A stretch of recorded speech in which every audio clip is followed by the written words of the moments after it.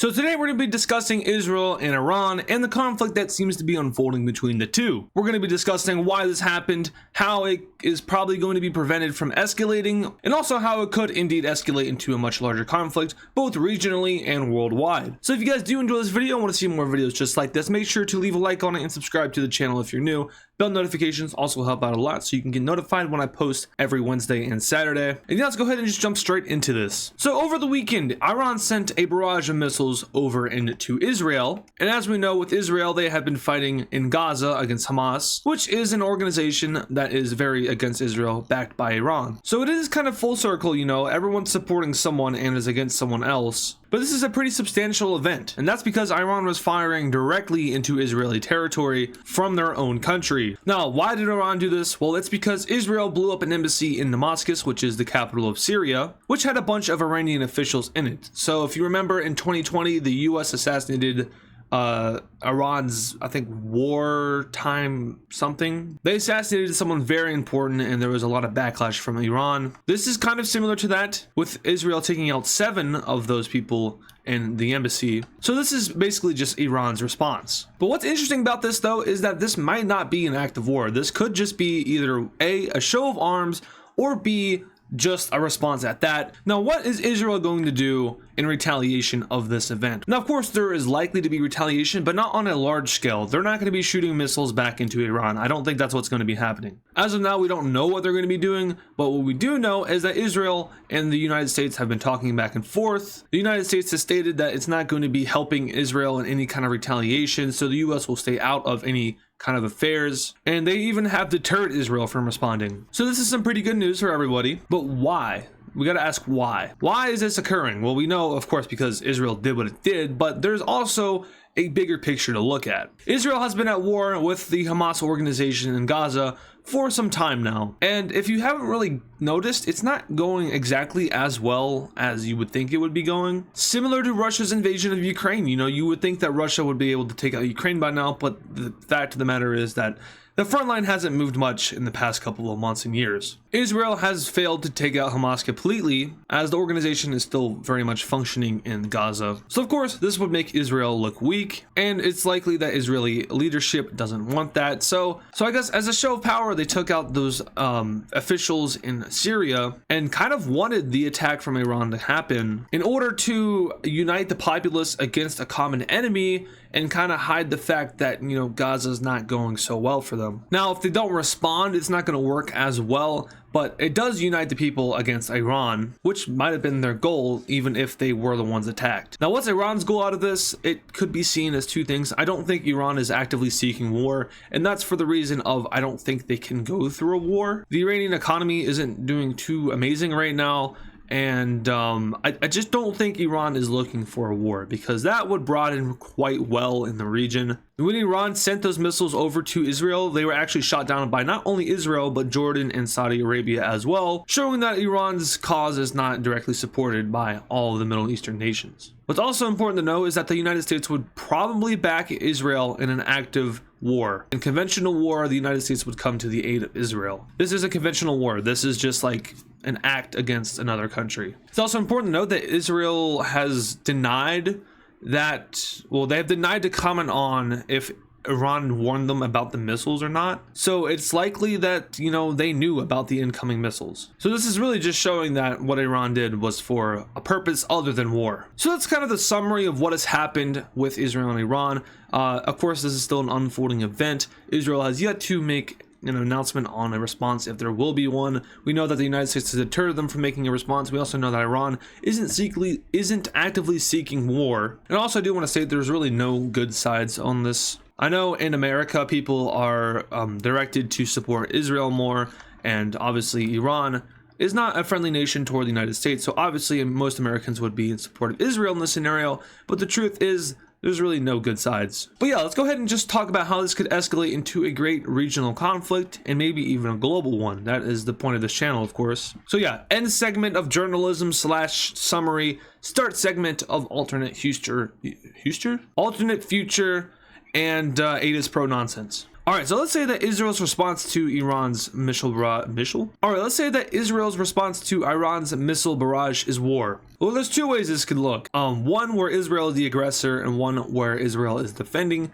And if Israel is smart, they want to be the one defending, because if they are the aggressor, they are less likely to receive any help. So Israel's response could be something which would make Iran respond back. So maybe they, shoot some missiles into Iran, blow up a few military bases, and Iran does something only like a step further, and which is deemed by the international community as an act of war. Now, once again, Iran doesn't actively want war, so it's very hard to make a scenario where this actually escalates into something larger. But let's just say hypothetically they do something like that, and it turns into war. So we have the aggressor, which is Iran, and the defender, which is Israel. Of course, this would without a doubt draw Palestine into the conflict, as well as Syria and Lebanon, but globally, the United States and the UK would get involved as well. In fact, over the weekend, when those missiles were being fired into Israel, United States and United Kingdom jets were shooting some of those ballistic missiles down, as well as the Iron Dome, of course. So yeah, it was kind of a collaborated effort to stop those missiles from hitting anywhere in Israel,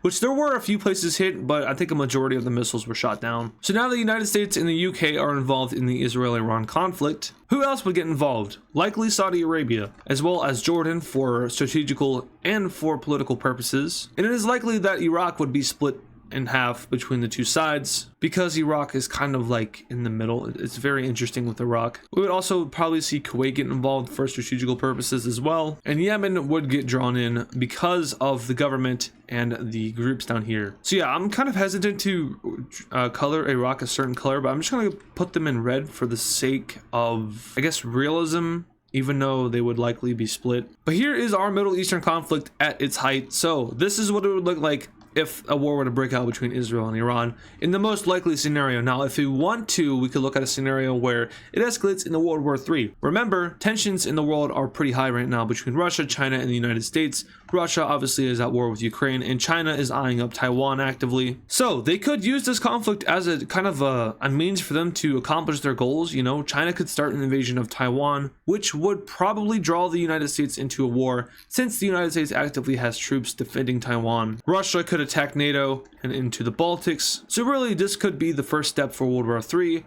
if China, actually, I was going to say China and Russia, but specifically China chooses so. With Russia, it's a little bit different. I don't think they want to take the initiative. I think China would be more likely to take an initiative, but I also think China is more likely to not want a war, whereas Russia is more likely to, say, screw it, let's war. But for the sake of this scenario, it will not be involving in a World War III, because I personally do not think an Israeli-Iranian conflict would arise into World War III. Of course, it could turn into a very large regional conflict with countries like India and Pakistan getting involved, but if they do get involved, that's likely to lead into World War III. So once again, we're not going to be having those countries get involved, because that is not the goal of this scenario. So let's actually start the war. Israeli troops who are now fully activated will go ahead and march into the areas of Palestine and officially hold them hold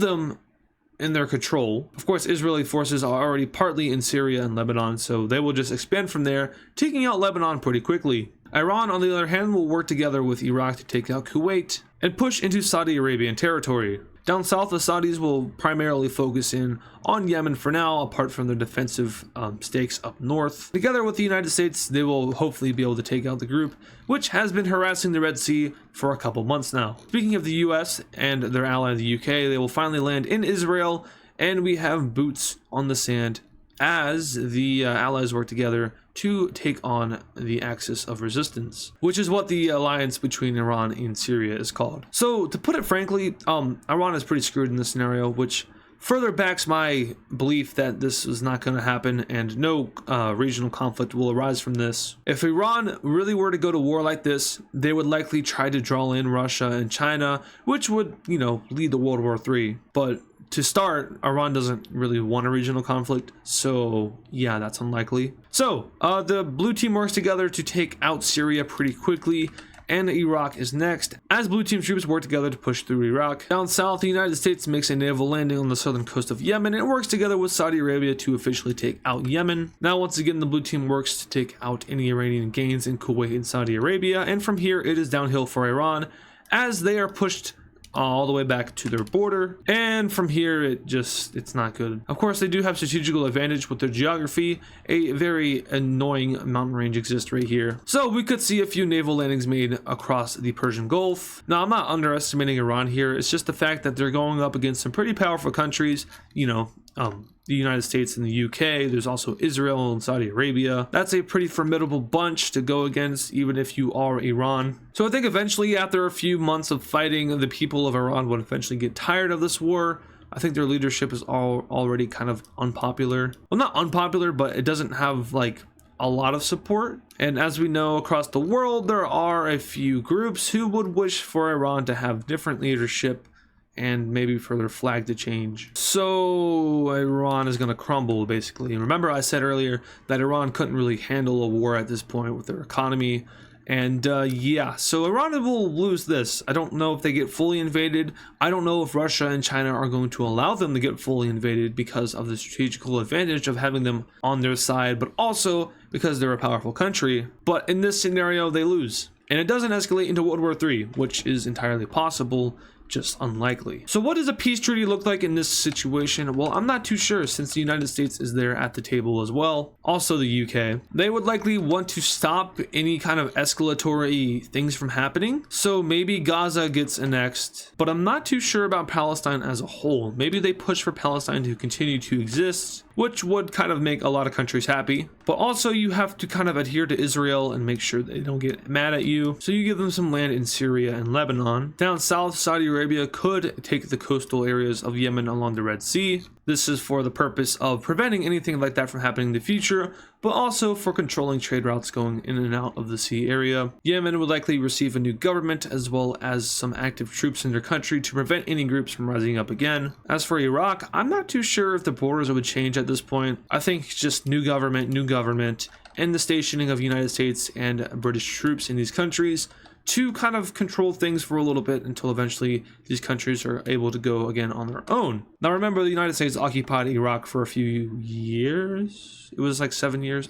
Maybe I'm confusing that with Japan. But the US did occupy Iraq for a little bit, and then they eventually let them out.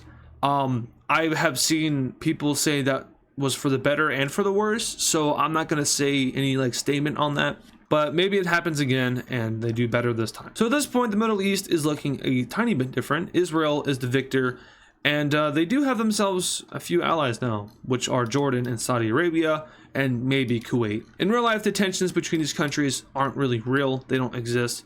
Instead, it's more like a neutral kind of interaction, like, hey, you know, it's whatever. Whereas Israel's relations with other countries like Syria, Iraq, and Iran are very hostile. So overall, yeah, there we go. There's our what if scenario for the video.